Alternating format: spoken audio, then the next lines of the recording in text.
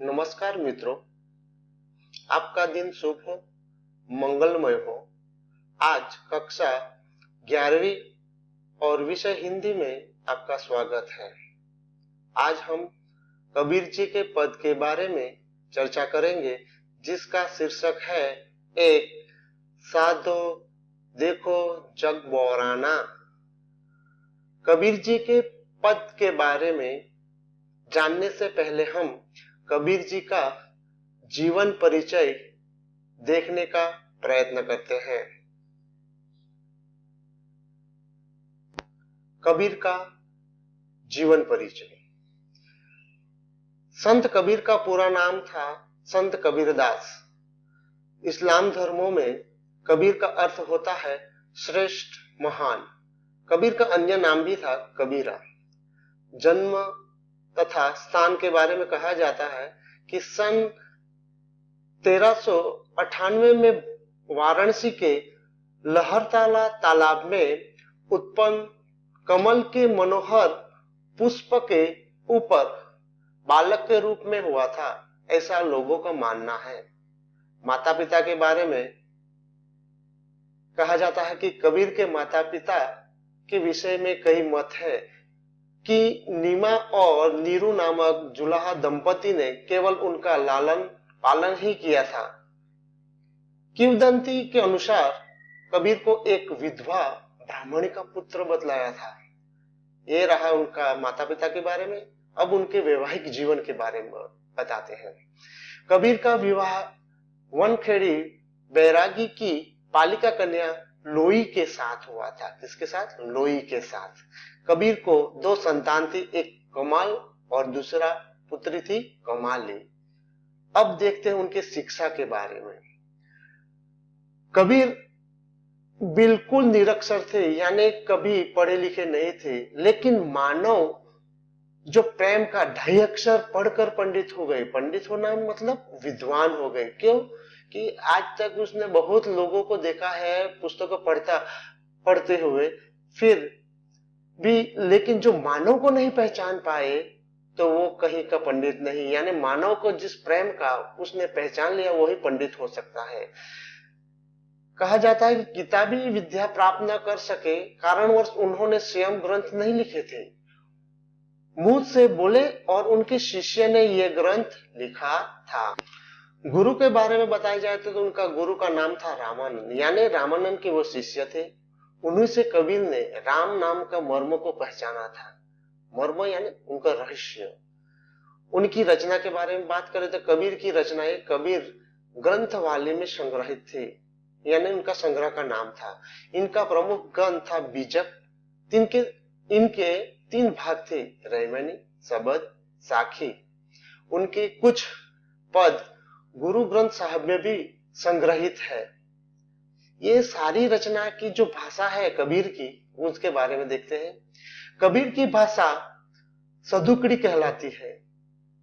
इसमें बोलचाल की सहजता और बोधकता, यानी इसका कहने का मतलब यह है कि उनकी बोलचाल भी इतनी सहज है कि वो अनपढ़ यानी छोटे बच्चों को भी समझ में आ सकती है।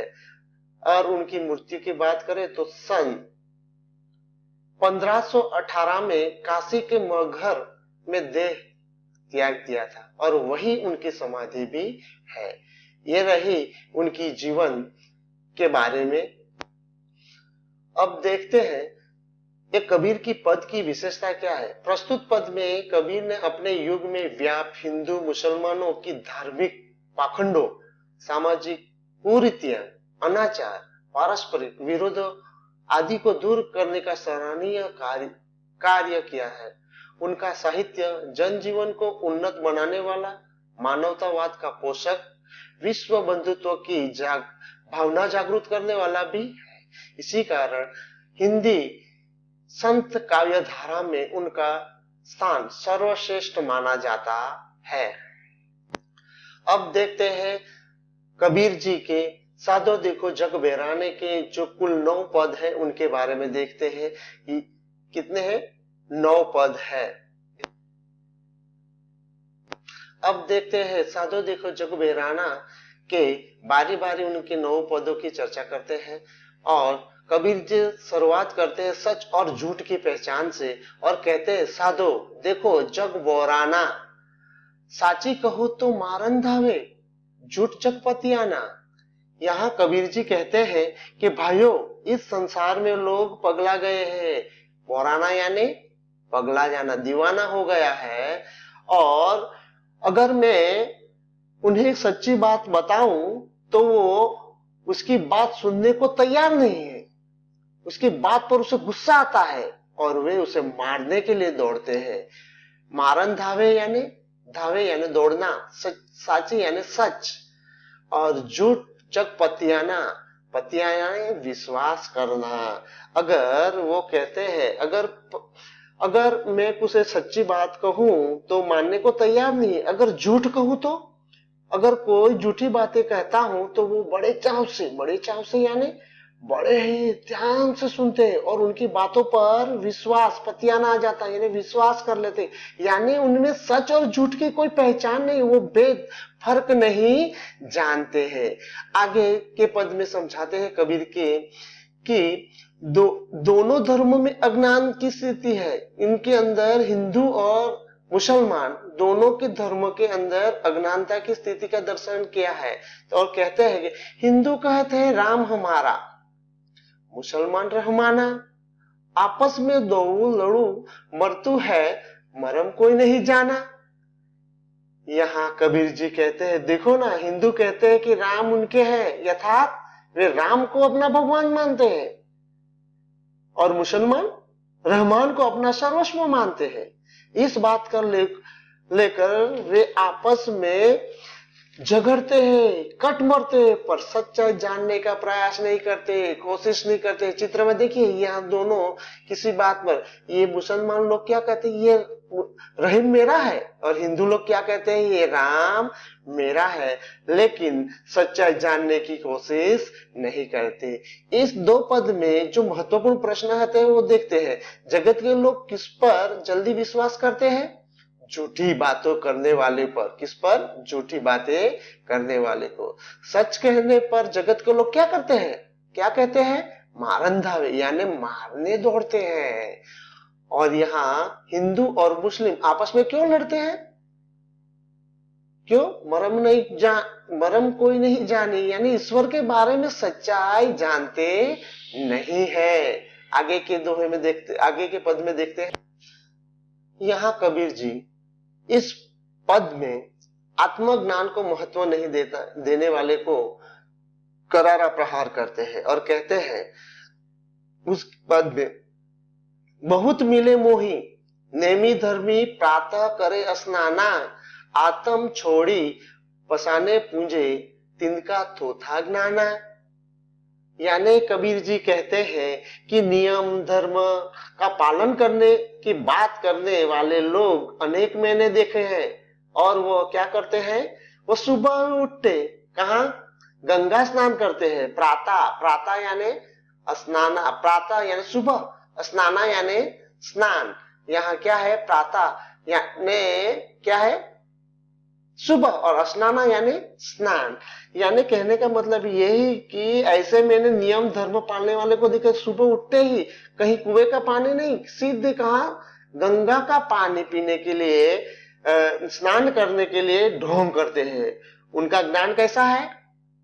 थोथला है। कैसा है? खोखला है। ऐसे लोग आत्मज्ञान को महत्व नहीं देते और पत्थर यानी मूर्ति की पूजा करते हैं। कहा? आत्म छोड़ी पसाने पूंजे तिनका तोता ज्ञान, यानी आत्मा को छोड़कर, आत्मज्ञान को छोड़कर वो किसकी पूजा करने लगते हैं? पत्थर। उनका भी उसे विरोध करते हैं।